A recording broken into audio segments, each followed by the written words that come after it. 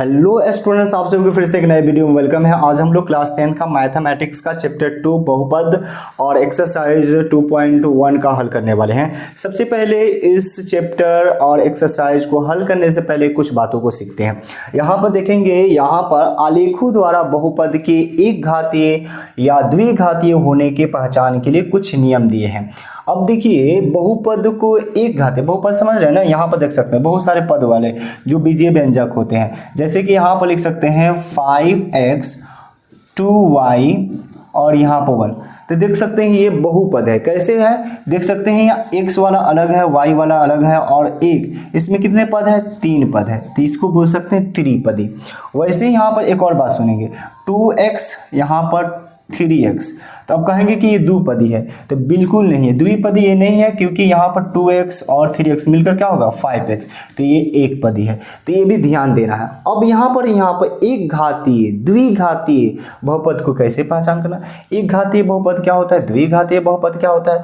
तो एक घातीय बहुपद मतलब वैसे बहुपद जिसमें पावर सिर्फ एक हो, क्या हो, चर का पावर सिर्फ एक हो। यहाँ पर देख लेंगे चर का पावर, समझ रहे हैं, चर को पता है ना क्या चीज़ से सूचित करते हैं, इंग्लिश के अल्फ़ाबेट से सूचित करते हैं, जैसे कि ABCD। और अचर क्या होता है, जो नंबर होते हैं, क्या होते हैं, नंबर होते हैं, 1 2 3, ये सब अचर होते हैं जिसका मान नहीं बदलता है। अचर क्या होता है, वेरिएबल, जो इसका मान बदलता रहता है। बात समझ में आ गई, ये बात समझ में आ गई। तो एक घातीय द्विघातीय बहुपद कैसा होता है, यानी वैसा बहुपद जिसमें चर का घात सिर्फ एक हो, पावर एक हो। जैसे यहाँ पर 2x और 3y लिख दें, तो देख सकते हैं x का पावर क्या है, एक है, क्या है, एक है, तो उससे बोलेंगे एक घातीय।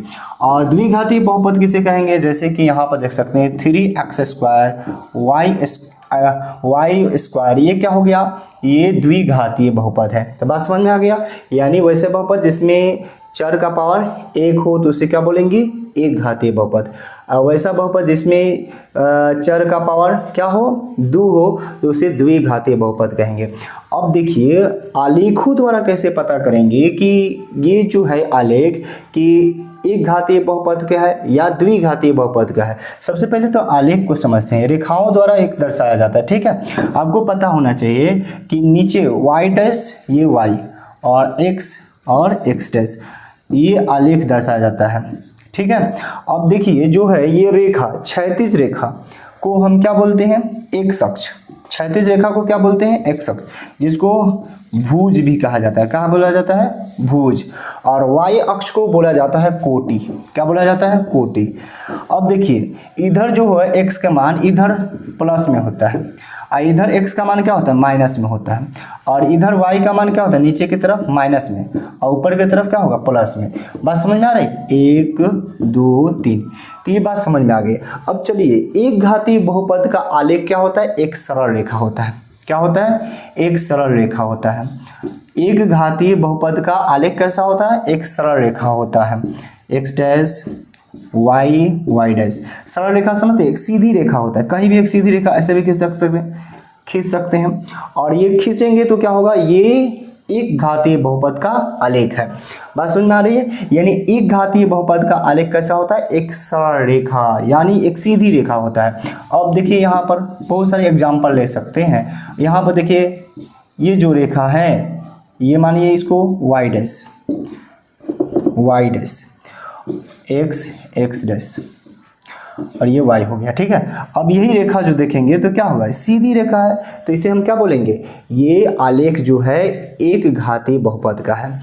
ये बात समझ में आ गई। अब चलिए, द्विघातीय बहुपद का आलेख क्या होता है, उदगतोमुखी यानी अपवाद और अधोमुखी डाउनवर्ड परवलय के रूप में होता है। तो ये क्या होता है भाई, उदगतोमुखी अपवाद और अधोमुखी डाउनवर्ड, इसका कैसा इमेज होता है, तो इसका इमेज ऐसे होता है। कैसे होता है, ऐसे देखेंगे, यानी अपवाद का कैसे होगा, ऊपर की तरफ ऐसे गोल। जब ऐसी रेखा यानी आलेख दिया होगा तो आप समझ जाइएगा कि किस बहुपद का आलेख है, तो द्विघातीय बहुपद का आलेख है। द्विघातीय बहुपद का आलेख है, ये द्विघातीय बहुपद का आलेख है। और देखिए, एक और है, क्या होना चाहिए, या तो ऐसा होना चाहिए या फिर एक ऐसा होना चाहिए, यानी डाउनवर्ड होना चाहिए। तो डाउनवर्ड होने के लिए आपको क्या होना चाहिए, यानी नीचे से ऐसे गोल होना चाहिए। तो नीचे से ऐसे गोल होगा, नीचे से ऐसे गोल होगा, तो समझिएगा कि ये जो आलेख है क्या है, द्विघातीय बहुपद का आलेख है। बात समझ में आ गई। अब देखते हैं बहुपद के आलेख को देखकर उसके शून्यांकों को पता लगाते हैं। तो बहुपद का आलेख को कैसे देखेंगे और कैसे पता लगेगा कि इसके शून्यांक कितना होगा।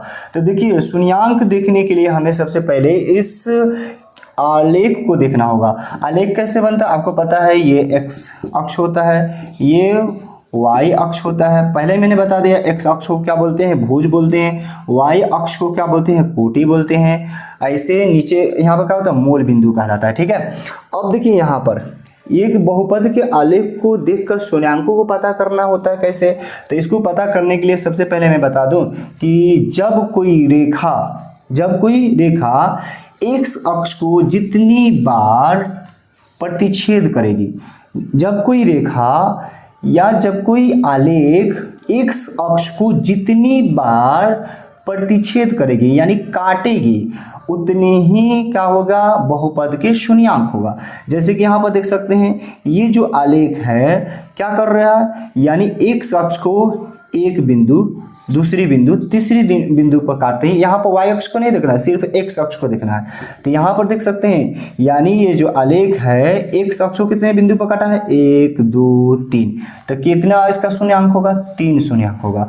बहुपद का कितना शून्यांक होगा, 3। वैसे ही आप देख सकते हैं, मान लीजिए ऐसे यहाँ पर क्या हो गया, ये जो आलेख है देखिए x अक्ष को कितना बिंदु पर काटा है, 2 बिंदु पर, तो इसका कितना होगा शून्यांक, 2 होगा।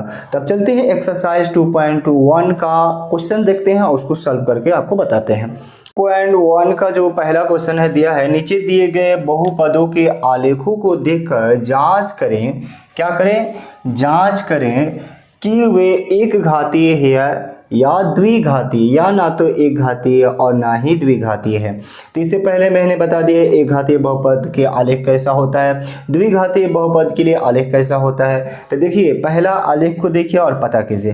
पहला आलेख में देखिए, यानी एक घातीय बहुपद का ये आलेख है। क्यों, क्योंकि ये इसका आलेख जो क्या है, सरल रेखा है, एक सीधी रेखा है। तो क्या है, एक घातीय है। क्या है, एक घातीय, यानी जिस आलेख, यानी वह आलेख जो सरल रेखा होता है उसे हम क्या कहते हैं, एक घातीय बहुपद का आलेख। तो ये क्या है, एक घातीय बहुपद का आलेख है। यहाँ पर देख सकते हैं, इसमें भी सरल रेखा, सीधी रेखा है। यहाँ पर देखिए, इसको देखिए ना, इस लाइन को, तो क्या होगा, ये एक घातीय होगा, एक घातीय बहुपद का आलेख, बहुपद का आलेख। समझ में आ रही है।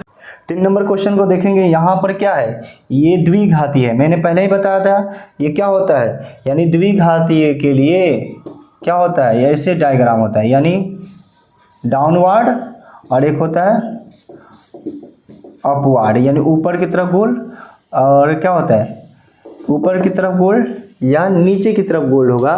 तो ये क्या होगा, ये द्विघातीय बहुपद होगा, यानी ये द्विघातीय बहुपद का आलेख है, द्विघातीय बहुपद का आलेख है। ये भी द्विघातीय बहुपद का आलेख है, देखने से पता चल रहा है ना। तो आपको मैंने पहले ही समझा दिया। और यहाँ पर देख सकते हैं, ये जो है ना तो द्विघातीय है ना ही एक घातीय है, ये सरल रेखा में भी नहीं है और ना इस रूप में है, देख सकते हैं, ये भी द्विघातीय बहुपद का आलेख है। बात समझ रहे हैं, द्विघातीय बहुपद का आलेख है।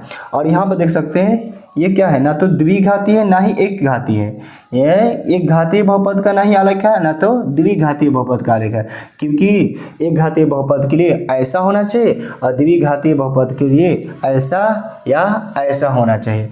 इसके अलावा कोई भी आलेख आपको दिखने को मिले तो वह तो ना तो एक घातीय बहुपद का आलेख होगा ना ही द्विघातीय बहुपद का आलेख होगा। समझ बात को, ना तो एक घातीय है और ना ही द्विघातीय। बात समझ में आ गई। इसके आगे के आप लोग आलेख देखकर पता लगाइए कि एक घातीय है या द्विघातीय है, या ना तो एक घातीय है ना ही द्विघातीय है।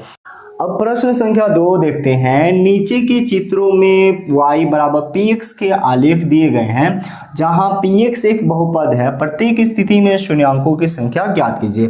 पहले ही मैंने बता दिया कि जब कोई बहुपद का आलेख दिया हो और उस आलेख में x अक्ष के जितने बार प्रतिच्छेदित हुआ हो या कटा हुआ हो या बिंदु पे टच हुआ हो तो उतना ही क्या कहलाता है, बहुपद का शून्यांक कहलाता है। तो पहला प्रश्न में देखेंगे ये आलेख दिया है और इस आलेख में देखेंगे कि x अक्ष कितनी बार कटा हुआ है। तो x अक्ष यानी प्रतिच्छेद हुआ है, तो यहाँ पर देख सकते हैं x अक्ष कितने बिंदु पर कटा हुआ है, 2 बिंदु पर, तो इसके शून्यांक कितना होगा 2। कितने होगा, शून्यांक 2। तो इस बहुपद का शून्यांक कितना होगा 2। बात समझ में आ गई। यहाँ पर देखेंगे और यहाँ पर देखेंगे इस आलेख में x अक्ष कितने बार कटा हुआ है, 3 बार, 1 2 3। तो इसके शून्यांक कितना होगा, शून्यांकों की संख्या बराबर 3।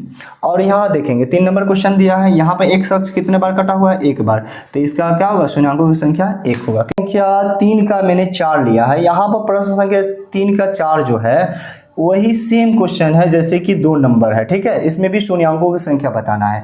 तो यहाँ पर देखिए एक ग्राफ लिया है, इस ग्राफ में क्या है देख सकते हैं कि ये क्या है, ये जो है रेखा, ये जो आलेख है ये x अक्ष को यानी एक भी बार नहीं काटा है, एक भी बार नहीं काटा है यानी 0 बार काटा है। तो इसमें शून्यांकों की संख्या कितनी होगी, शून्यांकों की संख्या 0।